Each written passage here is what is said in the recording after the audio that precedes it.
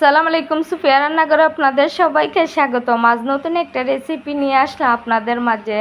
শুধুমাত্র আপনাদের ঘরে প্রতিদিন যে আমরা রুটি খাই আটা দিয়ে, সেই আটা বা ময়দা দিয়ে এত সুন্দর করে ফুলের মতন পাঁপড় তৈরি করে নিতে পারবেন। এক বাটি আটা নিছি আমি, নেওয়ার পরে স্বাদ অনুযায়ী লবণ দিয়ে দিছি, নর্মাল পানি দিয়ে একটা ব্যাটার তৈরি করে নেব। আর ব্যাটারটা কিভাবে তৈরি করে নেব যাতে কোনো দানা দানা ভাব না থাকে, সেভাবে ব্যাটারটাকে তৈরি করে নেবেন। আর ব্যাটারটার ঘনত্ব কতটুকু রেখে দেব সেটা আপনাদেরকে ভিডিওর মাধ্যমে দেখাই দেব যে কতটা ঘনত্ব আমি ব্যাটারে রাইখা দিছি। অল্প একটু ব্যাটারের মধ্যে আমি ফুড কালার দিয়ে দেব আমি ডিজাইন দেওয়ার জন্য। আপনারা না চাইলে সেটা স্কিপ করে দিতে পারবেন, সাদাই রেখে দিতে পারবেন। প্লিজ চ্যানেলটা সাবস্ক্রাইব করবেন, লাইক কমেন্ট করবেন, ভিডিওটা শেয়ার দিয়ে পাশে থাকবেন। আর সিদ্ধ চাল পাটাতে পিষে নিলাম অল্প একটু দিয়া সিরিজে বইরা আমি ডিজাইনটা আইকা দিমু। দেওয়ার পরে ওই যে আটার যে ব্যাটারটা তৈরি করছি সেটা দিয়ে দেব, দিয়ে একটা ডিজাইন তৈরি করে নেব।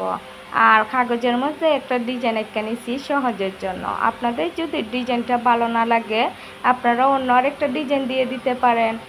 আমি কেন পলি ব্যাগ নিছি, আমাদের এখানে কলা পাতা সুবিধা নাই, তাই কলা পাতাতে আমি দিতে পারি নাই, পলি ব্যাগের মধ্যে দিয়ে দিতেছি। আপনারা চাইলে কিন্তু কলা পাতাতেও দিয়ে দিতে পারেন। আর পলি ব্যাগের মধ্যে অবশ্যই তেল মাখিয়ে নেবেন, না হলে পাপে দিলে একটু উঠতে সমস্যা হবে আর ঝামেলা হবে।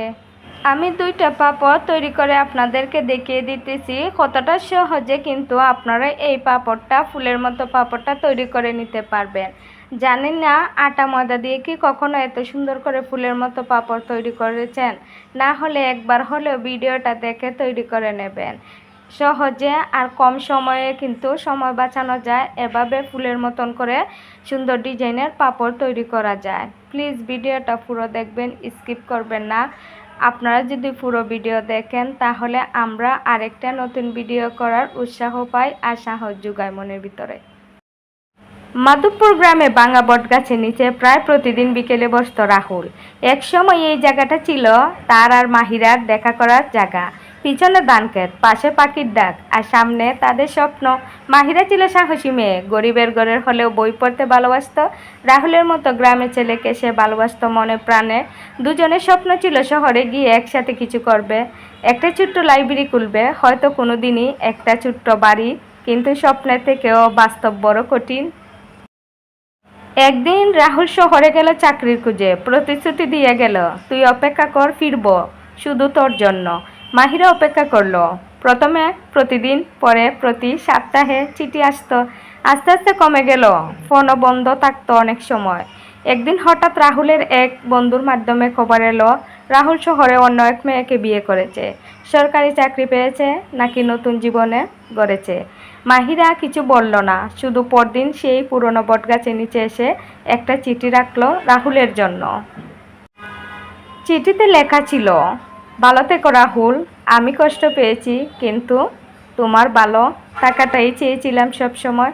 শুধু একটা অনুরোধ, কখনো যদি আবার গ্রামের পথে হাঁটো ওই বটগাছটা নিচে দাঁড়িও না, কারণ আমি আর অপেক্ষা করব না।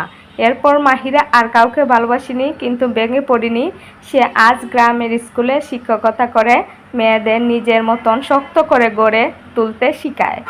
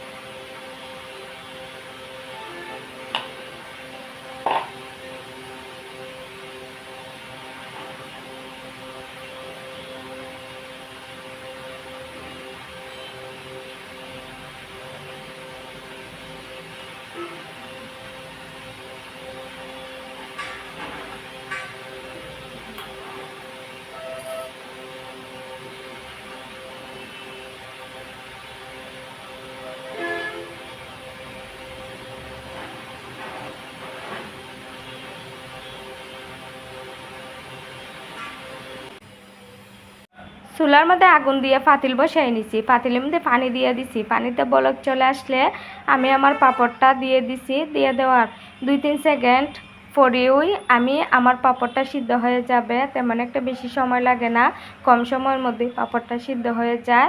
আমি নামিয়ে নেব, আমার পাঁপড়টা সিদ্ধ হয়ে গেছে। আসসালামু আলাইকুম, সবাই ভালো থাকবেন। দেশের বাইরে থেকে যারা আমার ভিডিওটা দেখবেন আপনাদের জন্য অসংখ্য ভালোবাসা রইল। ইনশাল্লাহ অন্য একটা ভিডিওতে আপনাদের সাথে দেখা হবে।